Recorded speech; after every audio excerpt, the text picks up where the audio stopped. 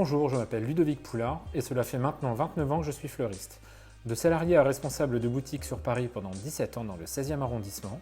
j'ai créé À Fleur de Pau Angoulême en 2008, au pied de notre jolie ville d'Angoulême en Charente, capitale de la BD.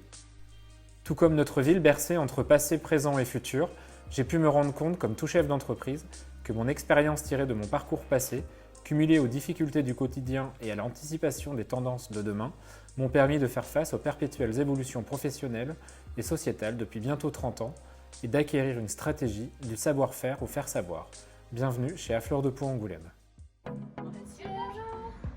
Tout au long de ma vie professionnelle, j'ai vécu des évolutions plutôt avant-gardistes pour l'époque, devenues obsolètes aujourd'hui, comme le Minitel ou le fax, et suis passé à l'Internet dès 1998 avec l'arrivée de l'ordinateur, à la création du site Internet, véritable deuxième vitrine de la boutique, ou bien encore à celle du smartphone en 2007, et de ses applications, sans oublier l'utilisation du premier réseau social Facebook, arrivé en France en 2008.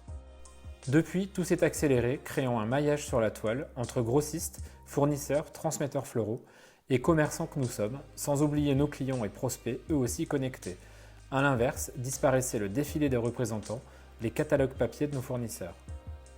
D'un réseau social, nous sommes passés à plusieurs, sans oublier l'arrivée des applications de communication et d'échange, type WhatsApp, créant ainsi une plus large visibilité de notre activité, une circulation de l'information et de la demande en temps réel, nous imposant une réponse immédiate pour un développement commercial toujours plus actif.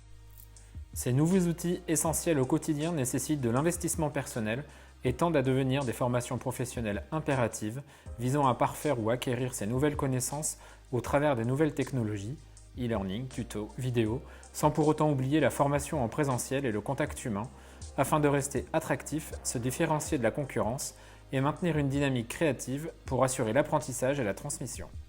Les modes et tendances passent de plus en plus vite et se renouvellent sans même attendre un essoufflement des consommateurs.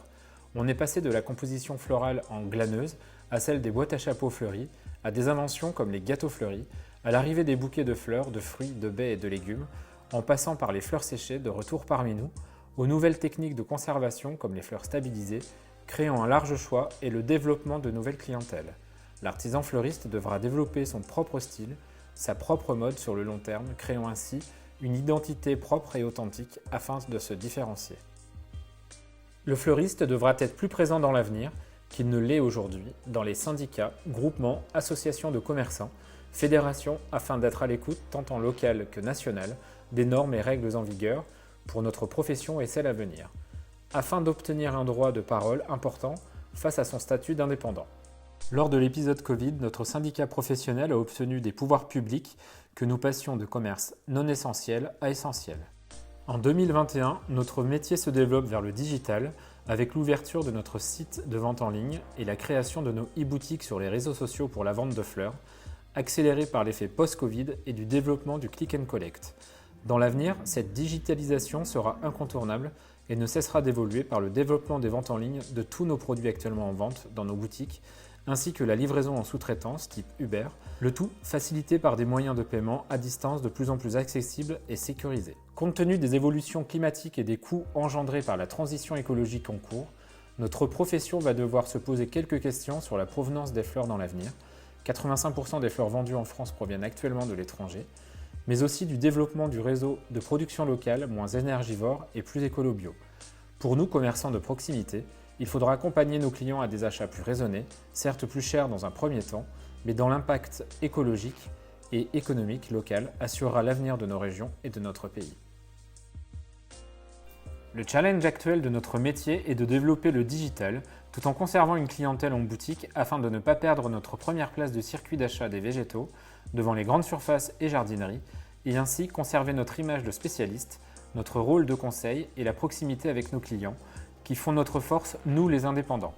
L'alchimie pour l'artisan commerçant fleuriste d'aujourd'hui, et qui le sera encore plus demain, c'est d'être en perpétuelle écoute des demandes, des modes, de savoir fidéliser ses clients, tout en ayant la capacité à en séduire de nouveaux, en ne restant pas sur ses acquis, en étant rigoureux, endurant, visionnaire,